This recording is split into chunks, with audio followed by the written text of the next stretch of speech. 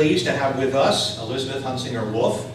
And I think I'm probably the one who gets to be new on this because it says, I love this, a South Carolina native whose mother's family came to the state in the 1600s. Carol and I arrived here in 2014. So we don't quite have historicity. Anyway, and her father immigrated here from Scotland. Her first home in Georgetown County, I found all this out, I love this. Her first home in Georgetown County was a 1948 vintage 40-foot mahogany Chris Craft boat anchored in the Waccamaw River. Is it going to be in the Wooden Boat Show? It should be. Anyway. Now landlubber, she lives in a neighborhood built on the site of one of the area's many rice plantations. She is a wonderful storyteller. I've heard so many wonderful stories about her storytelling. Literacy instructor, does regularly, and there's information on this on the table in the back. Ghost of Georgetown Lantern Tours, avid Civil War reenactor, and she is our wonderful guest today. Join me in welcoming, as she speaks on legends and lore of Hampton and the Santee, Elizabeth Huntsinger Wolf.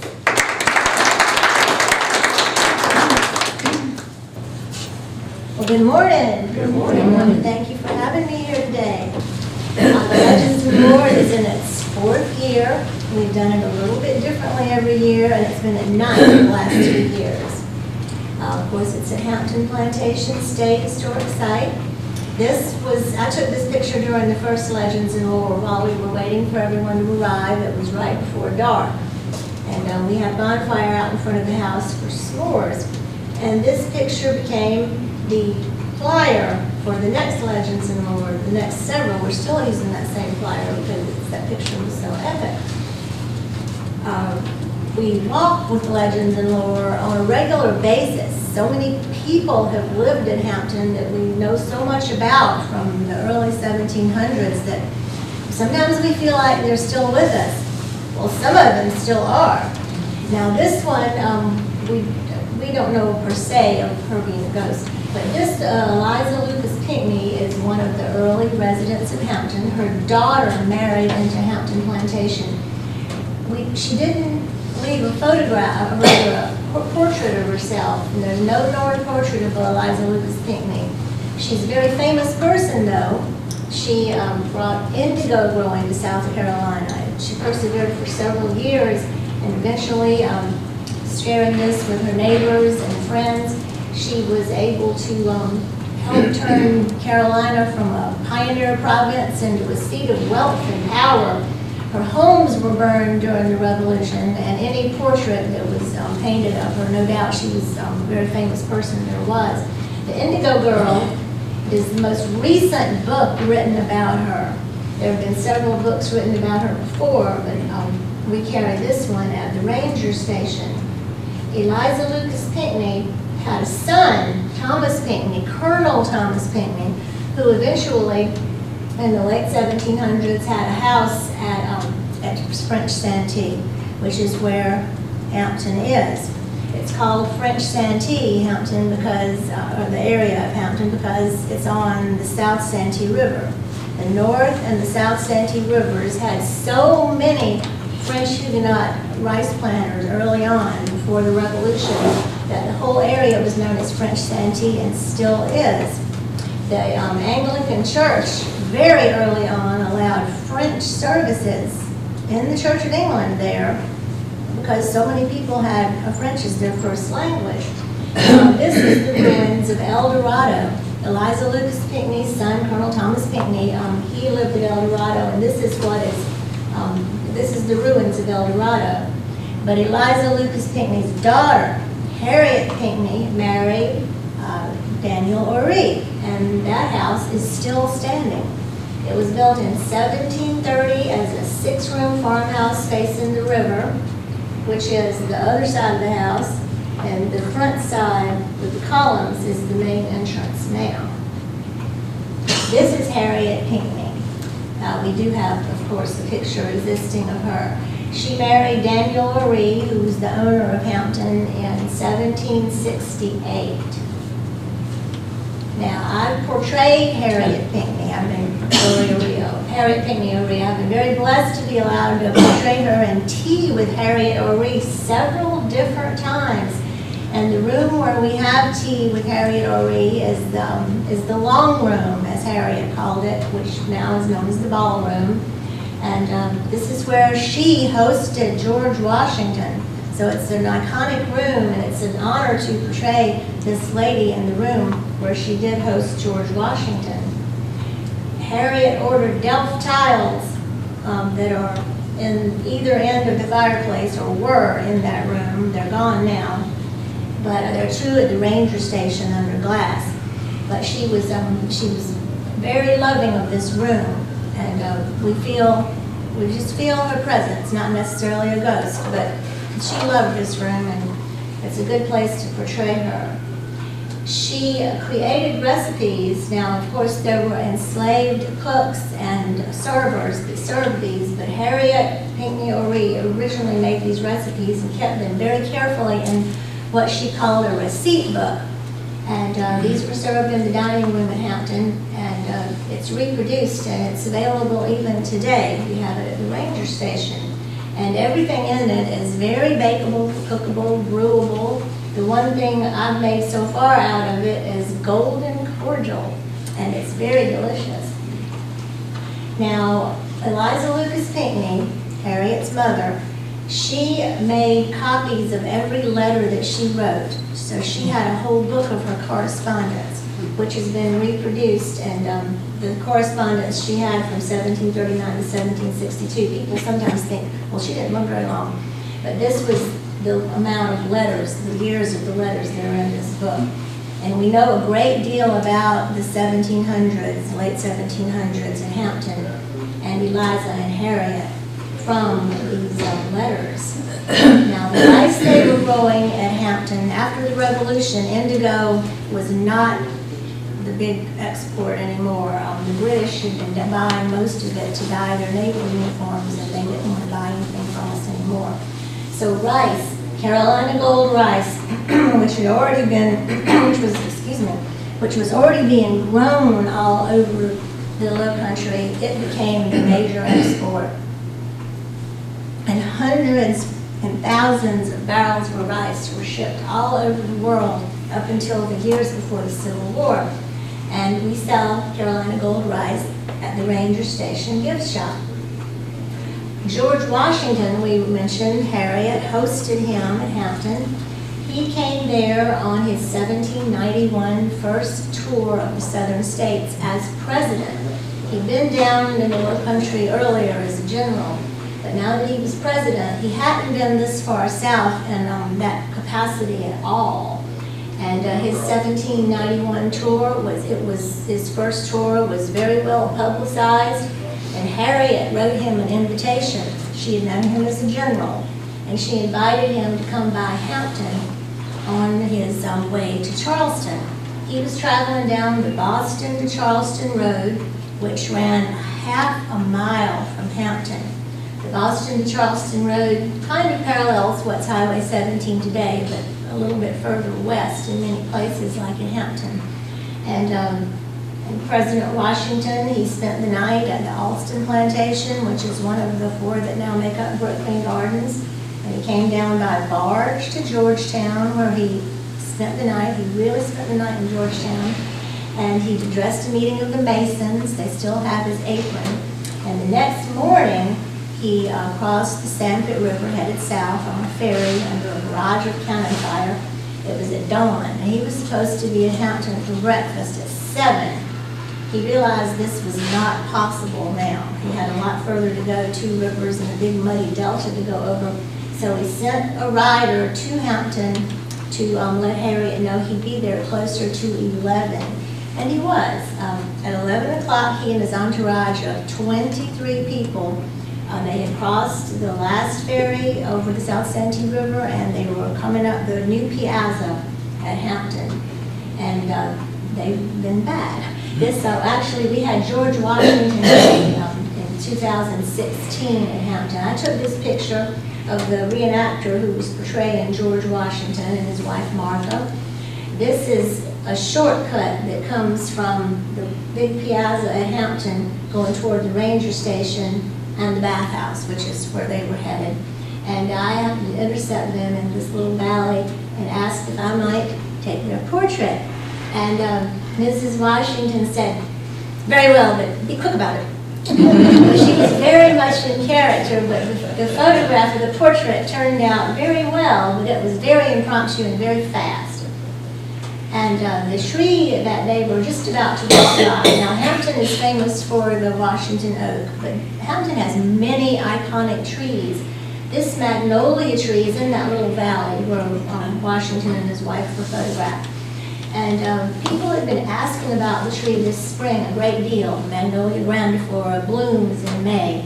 And with the huge white blossoms all over it, people kept asking, how old is that tree?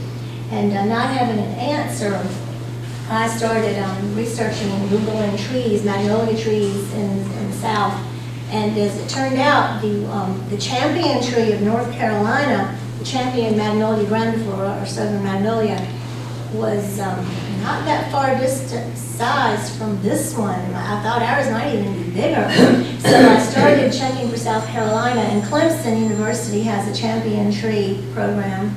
And I wrote to them and got an application and measured the tree, which is you measure the circumference and then the spread of the limbs from 2 different angles, and the height, you estimate it, and then you add these all together and divide them. Anyway, you come out with a number, and sent that into them. And this, while this is not the champion magnolia grandiflora of South Carolina, this is the second largest documented magnolia grandiflora in the state, and it's right at Hampton. Now, every year, and as you were mentioning earlier, we have African American History Day, and we also have the Slave Settlement Program. This is for the Slave Dwelling Program. This is where folks come and spend the night in Hampton. Now, people often ask about spending the night in Hampton. This is not a camping park. We don't have cabins. But when the Slave Dwelling Project is there, they set up the camp out in front of the house or behind it. And people can pay a small fee and camp with them and have long discussions into the night. Now, if the weather's inclement, because this is in February usually, that might not be possible, so they sleep in the great room, the grand ballroom that we were speaking of, which is very comfortable. And look, you bring the right things. This was taken one of those years during the Slave Dwelling Project, and African American History Day is often the next day. This is some of the folks that came with it. The gentleman on the far side are representing part of Massachusetts 54th, and the rest of them are members of the Slave Dwelling Project. One of them had come from Chicago. She wasn't a full member yet, but she was planning to be, and she had volunteered to work with them during this program. Now, this is Colonel Henry Littleton Rutledge. He was the youngest colonel in the Confederate Army, and he was only 25 years old when the war ended, and he was the new owner and manager of Hampton Plantation. He had never managed it before. He actually grown up in the mountains of North Carolina, and he'd been in charge of a company of a mountain regiment when he became the youngest colonel. But the war was ended. He had a permanent stoop to one shoulder from being wounded in Antietam. He hardly had any money, and he was about to get married. Well, there were 20 freed families of former slaves living at Hampton that had not left when freedom came. Now, many had left, and they had been gone when he came back from the war. And in order to make a bridge between slavery and self-sufficiency, he said that because there was no money to be had, he told them that now they'd be paying rent, and the rent would be working for Hampton 1 day a week, and the rest of the week he encouraged them to find jobs on the surrounding properties and save money as much as possible in the hopes of being landowners, and many of them did, and that's how the community of Germanville came about. When you're driving past Hampton, or about to turn into Hampton, if you don't turn, go a little further down Rutledge Road, you come to Germanville. Germanville is where many of the freed slaves bought land after the war. And most of the folks living there are their descendants, and they come by Hampton, some of them, and tell us wonderful stories. And many of them, those who are true descendants, still use the old cemetery, the former slave cemetery in Hampton, and bury their loved ones there. When you come into Hampton, you can see this cemetery as you drive in, if you're, looking about you. And the folks that own the cemetery, the folks at Germanville, they're most happy for you to stop and look very respectfully at the cemetery. Now, Colonel Henry Middleton Rutledge, he had been in the war with his Confederate enslaved manservant companion named Peter Williamson. Peter Williamson and his family were one of the 20 families still living at Hampton after the war. And the federal pension man came around French Santee, and he was signing up black gentlemen who had fought for the Union during the Civil War, signing them up for lifelong pensions. Well, the Colonel and Peter Williamson had an audience with the federal pension man, and they didn't say anything about what side Peter Williamson fought on. They just said what he did during the war. And Peter Williamson was signed up for a lifelong federal pension.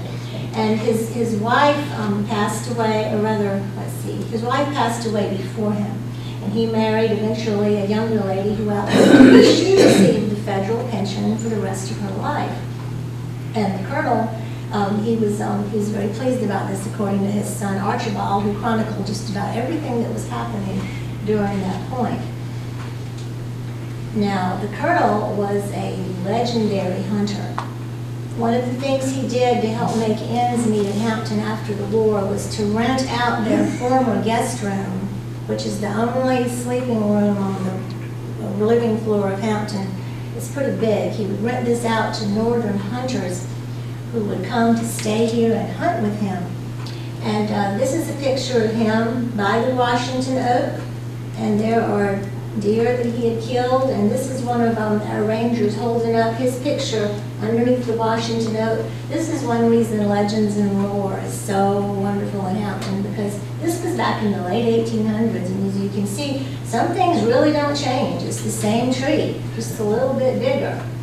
And while we're looking at that tree, the reason it's called the Washington Oak is because when George Washington was there on his visit, Harriet was showing him some things about Hampton, and she mentioned that tree wasn't going to be there much longer because it blocked the view of the road from the new piazza. And Washington is documented with saying something like, "Let the tree stand." So, of course, the President of the United States didn't want the tree gone, so it stayed, and it was known as the Washington Oak ever since. Now, My Colonel and His Lady was written by the Colonel's son, Archibald, and published in 1937. It tells half of it, the first half about Colonel Henry Middleton Rutledge, and the other half about his wife. These were Archibald Rutledge's, the last owner of Hampton, his parents. And he chronicled them in this book. For a long time, you could only find old copies of it being out of print. So we at the Ranger Station, we worked together and managed to get it reprinted, and it's available in Hampton. It's also available down here at Waterfront Books. And it's an amazing book, and it tells about the Colonel and his wife. Archibald was born in 1883, and he chronicles his parents up through their deaths in the 1920s. Now, this is Archibald when he was a very young man.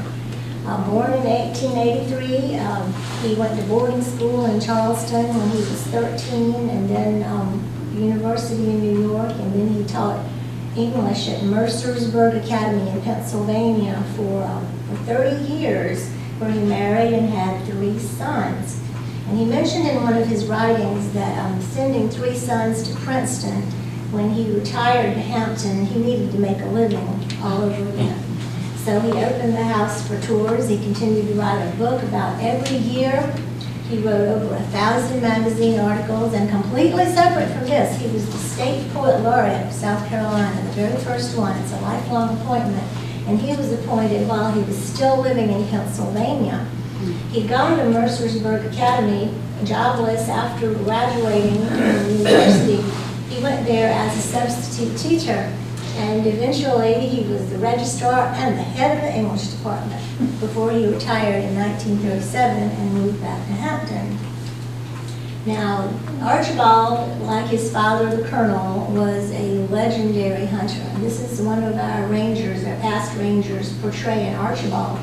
Actually, he portrayed Archibald and the colonel because these two gentlemen, father and son, looked very much alike. And they both were famous for wearing those high boots and for hunting. Archibald was, and the colonel, like him before, was known to have a dog with him most of the time. Archibald mentioned that his father, the colonel, he was given so many puppies, hunting puppies, that there were so many dogs in and around the house that sometimes it caused domestic discord almost. And this is another one of our reenactment pictures of Archibald or the colonel.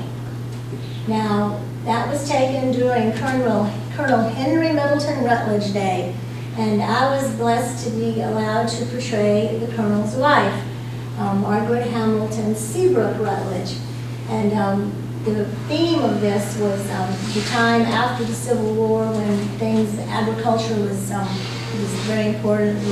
Agriculture always had been, but the rice production was a little shaky at this time, and there was a lot of plowing going on in fields that may not have been plowed before. So we had someone come down with these wonderful Belgians to plow, and I was allowed to portray Ms. Rutledge, and we don't know that she played the fiddle, but for the purposes of the day, she played the fiddle.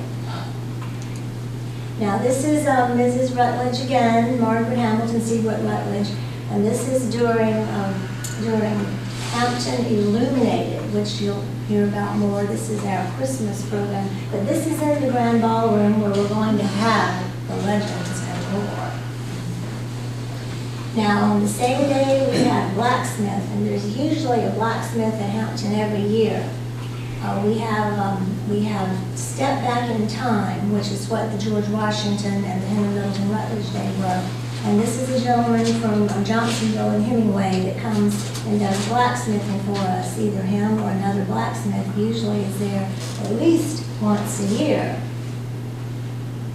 Now, on that same day, we had a lady that, as her parents were very famous, and she was doing slavery interpretations.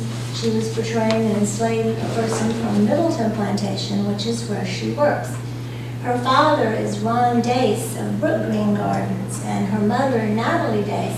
And some of you may remember Gullah Gullah Island, and when she was in that too, when she was a very little girl. And the building that she is doing her portrayal in front of is the kitchen building in Hampton, which is right below the Great House. It's one of the two ancient buildings that are still standing in Hampton. The kitchen building, this is the side of it. Out behind the kitchen building is Wamba Creek, where the water comes for the rice fields. Right behind the kitchen building, if you walk right back here, you can walk over a rice dike that holds the water in Kitchen Field, the rice field that's right in front of the kitchen building. And just this past year, in the spring, there was completed on that dike a rice trunk. The trunk is a gate, most of you probably know this, that allows the water in and out of the rice field. And because of the creek being tidal this far from the Atlantic, it's not salty, but it's still tidal. And the trunk can be raised, the gates of it on either end, at a very carefully timed time. And the water from on a high tide can be let into the rice field. This is a working trunk, and it's a wonderful thing to see if you're ever out at Hampton. Now, the rice field itself, it had not been used for many years, the kitchen field, as we call it.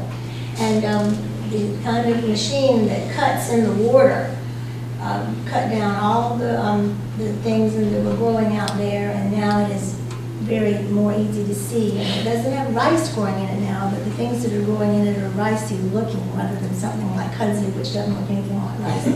So it looks more like an old rice field now than ever before, and rice may grow in it again at some point. Now, the kitchen building was also where Eleanor lived. Eleanor is the lady on the left. She was Archibald's daughter-in-law. And she had school for many of the folks living in Hampton's children. And most of these people were the descendants of enslaved people in Hampton, second and third generation. And the kitchen building today, well, we wish you could go in it, but it's the home of not Eleanor and her husband, but Rafinesque, long-eared, endangered bats. They're, I mean, we have to stop saying endangered, they're now protected. They've come back a little bit, but they're still protected, and they still have the kitchen building right now. Now, Hampton has Archibald here standing on the porch, or that may even be his father, the Colonel. Like I mentioned, they were very similar looking. It's more than likely the Colonel. But when you look at old pictures of Hampton, sometimes the only way you can tell that they're old pictures, besides if they're grainy, is things like the trees that are close or the railing around the piazza, because Hampton in many ways has changed very little. And that's another way it's so conductive to our Legends and Lore program. This is the inside of the ballroom with those Delft tiles that we talked about during the time that Archibald was living here. And this is a picture of Archibald sitting at the kitchen building with one of his beloved hunting dogs. Now, Archibald loved to talk about the Boston to Charleston Road that we mentioned. And just across the road from Hampton, there is a 6-mile section of this Boston to Charleston Road that still exists in one piece that's available for the public to ride on. It's not a heavily traveled road, but it's accessible. And it's sandy, it's very navigable, although sometimes people tell us they slid up on their motorcycle. But it's right across the road from Hampton, and it has the old church that was built in around 1768 or so. The Daniel O'Ree of Hampton and Thomas Lynch of Hopsawee across the rivers, both of these gentlemen helped to build the church, or helped contribute the money toward the building of the church. So it was the Anglican church where the whole area of French Santee, if they chose, worshiped. This is the church up close. It is available for the public to go to. Usually the front doors are locked, but you can usually go in the back. It's fine to go in there. And the brick that were made for it were made to shape into the columns. It's an iconic church, Wamba Church. It's sometimes called Brick Church, because there weren't that many brick churches at that time. It was built along about the same time as the ballroom at Hampton was built. And when you go inside the church, the vaulted ceiling, or the big cove ceiling made of lath and plaster, looks amazingly like the ballroom at Hampton. So we think that may have been Daniel O'Ree's contribution, and it may have been built about the same time. Now, out in the churchyard of Hampton is one very unusual looking grave. And Archibald was no doubt very inspired by this grave and a story that happened in relation to it. And to hear about it, some of you may have read Archibald's out-of-print books. The ones that aren't still in print may have heard about the tomb of Raven McLeod. But if you haven't, you can certainly hear about it at Legends and Lore. It involves this churchyard, and it involves that road. And this is the Washington Oak, a beautiful picture of it. And over here is a grave that is behind Hampton. It's part of Legends and Lore. And you'll just need to come to Legends and Lore to hear all about it. It's the grave of John Henry Rutledge. This is Hannah, who many of you saw last week, cleaning very carefully, very properly cleaning the tombstone so that you could read it. Up until she did this, it was in good condition, but it was very difficult to read. And I've chronicled this ghost story in my book, Ghosts of Georgetown. This was my first ghost book, and it has the Hampton story in it, so we have it out at Hampton. This book is all about the ghost of Hampton Plantation. And this is Miss Sue. She was the widow of Archibald's best friend, Prince. Prince was born the same year as Archibald in 1883. He was the son of a Hampton Plantation enslaved person. And he and Archibald, at about age 6, started hunting. They had huge weapons and big game at this early age, and their life-threatening adventures are epic, and they're chronicled in many of Archibald's books. Now, Miss Sue was born in 1873. She was 10, as far as we know, and she was 10 years older than her husband, but she lived to be 110. Well, Prince died when he was only 45 years old. Archibald mourned him the rest of his life. He called him my Black Prince. But Miss Sue, Archibald called her the Angel of Hampton. And she was, while she was born in 1873, she knew people older than her that were living when John Henry, the ghost of Hampton, was born. And they were living there during his growing up and when he passed away. And from those older than her, and then them, from people older than them, oral tradition, we get a history of Hampton from a different perspective. And it's a wonderful read. It was, Miss Sue was interviewed by Nancy Rhine, an iconic author from South Carolina. And she was interviewed about 2 months off and on. And the book is written in Miss Sue's voice. And it is an amazing book and very, very eerie when it tells about the ghost. Now this is from our first Legends and Lore program when we're about to commence. This was one of the ones we had at night, of course. And this is a wedding in Hampton. Hampton is continuing to be part of people's history. And these folks are beginning their married life here at Hampton with a good-sized wedding. Some people get married there and don't have a big wedding. And it's a wonderful wedding venue. I took this picture, and I'm very proud of it because this was a very small wedding. The people were in Western attire, of all things. And the wind happened to catch the tail of this man's frock coat and blew it up when the picture was snapped. So they were starting their married life history there, too. Now, when you come to Legends and Lore, there may be some surprises. There are some eerie things. This, by the way, is the cellar going down to the ground floor of Hampton, which is flat on the ground. The cellar stairs aren't open regularly, and they're not viable for regular walking, so we don't go down there on tours. But you can usually get somebody to let you see in there. You never know what you might see. But the ground floor down here behind the mermaid's tail, it is always dry, even when Hampton floods. It's flat on the ground and never wet. And that is the conclusion of our Legends and Lore program. And as I mentioned, it's a hook, not a spoiler. So you need to come to Hampton, please. And here's one of our flyers if anybody's interested in seeing this. And does anybody have any questions? Hey, did you here when, did you get to meet her? 1983 is when she passed away.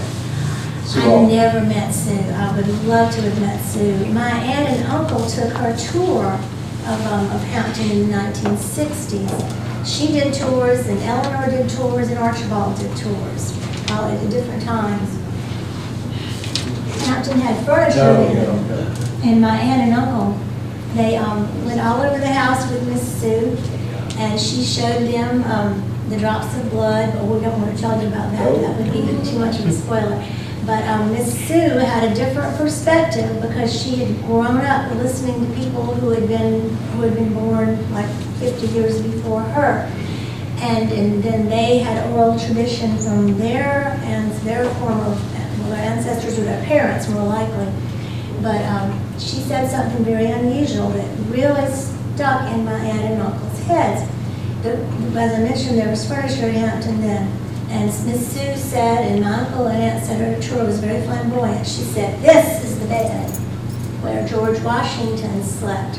Well, he didn't spend the night at Hampton, but she said he slept. She didn't say he spent the night. So it is highly possible after that huge breakfast, he may have laid down before they headed on toward Allendale. But we don't know. There are lots of mysteries. There's no documentation of him ever doing that. But Miss Sue knew things that most people don't. And does anybody else have any questions? Yes. Was George Washington a pallbearer for He Eliza was, Pinckney's and I actually meant to mention that. Thank you so much for mentioning that. When he was hosted at Hampton, Eliza Lucas Pinckney was living there. She'd been living there since 1786, the year after her daughter became a widow. And her daughter had married into Hampton in 1768, and she'd been a frequent visitor and a long-time visitor, you know, sometimes staying for long periods of time, and lived there permanently after 1786. And in 1791, when George Washington visited, she was one of the hostesses with her daughter Harriet and her granddaughter Harriet. And they were all three wearing what we've been told, sashes with George Washington's face painted on them.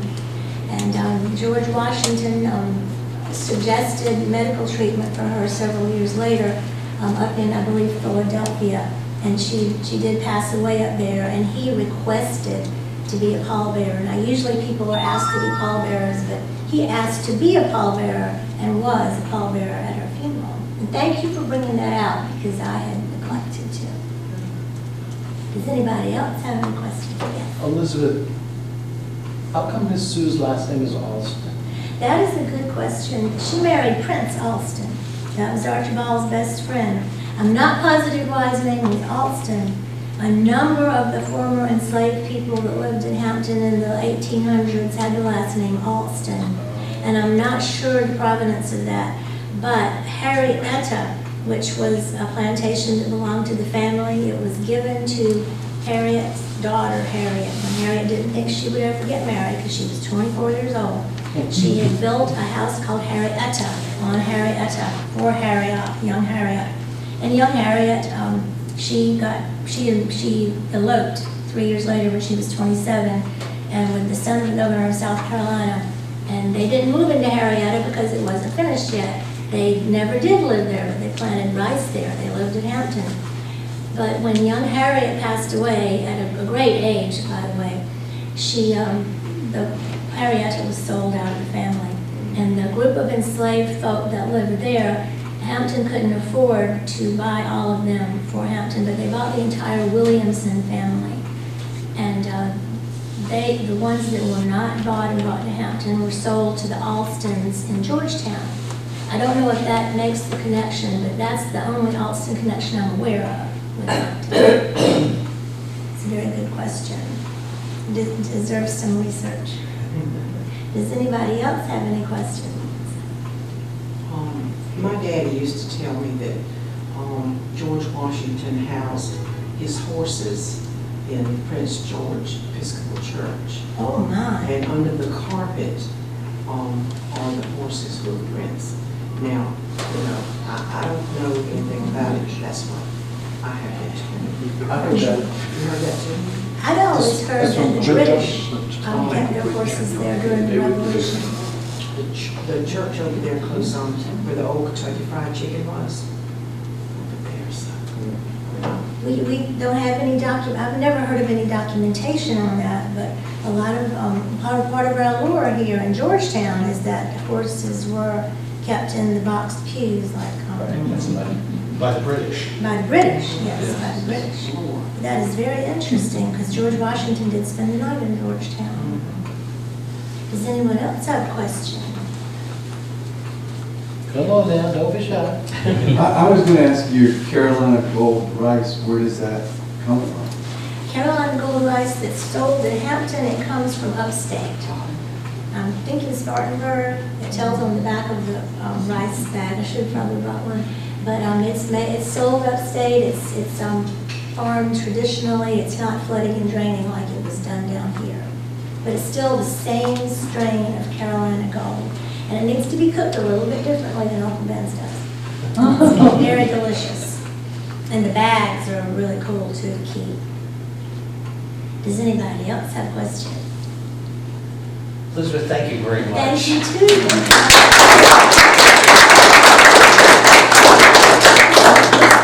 Yes, good. I was going to ask you. I'm sorry. If anybody wants to copy them down, a good way to remember it is it's the last Fridays and Saturdays this month.